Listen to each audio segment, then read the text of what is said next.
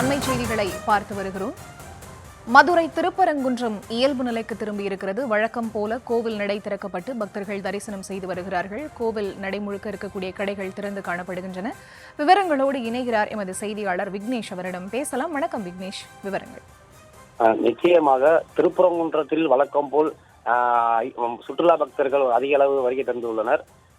நேற்று மாலை மலை உச்சியில் உள்ள தீபம் ஏற்ற கூறி பல்வேறு பிரச்சனைகள் ஏற்பட்ட நிலையில் 144 தடை உத்தரவானது பிறப்பிக்கப்பட்டது.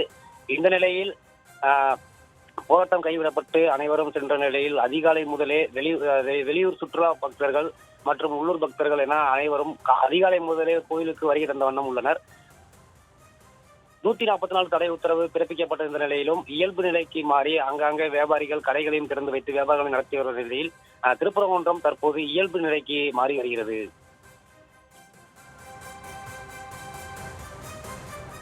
விவரங்களுக்கு நன்றி விக்னேஷ்.